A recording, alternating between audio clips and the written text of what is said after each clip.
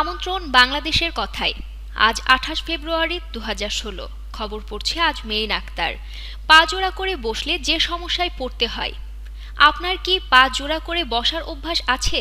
যদি থাকে তাহলে এখনই সাবধান হন। চেষ্টা করুন পা জোড়া করে বসার অভ্যাস ত্যাগ করার। চিকিৎসা বিজ্ঞানের এক গবেষণায় যে তথ্য উঠে এসেছে তাতে পা জোড়া করে বসলে পরবর্তীতে শারীরিক ব্যাধির সম্মুখীন হওয়ার প্রবল সুযোগ থাকে। বিশেষ করে পিঠ ব্যথা, হাঁটুতে যন্ত্রণা ইত্যাদি রকমের শারীরিক ব্যাধির অন্যতম কারণ হলো পা জোড়া করে বসার অভ্যাস। এমনটাই দাবি করা হয়েছে গবেষণায়। কেন এমনটা হয়? চিকিৎসকরা গবেষণার পর পর্যবেক্ষণ করেছেন যে পা জোড়া করে বসে থাকলে শরীরের স্বাভাবিক রক্ত চলাচল ব্যাহত হয়, মস্তিষ্ক থেকে পা পর্যন্ত রক্তের ফ্রি ফ্লো ব্যাহত হয় এবং রক্ত পা পর্যন্ত চলাচল করতে না পেরে হৃৎপিণ্ডের দিকে ফিরে যায়, যার কারণে বেড়ে যায় রক্তচাপ। এমনকি পা জোড়া করে বসার অভ্যাসের কারণে মানব শরীরের স্পাইনের নিচের অংশে যন্ত্রণা হয়।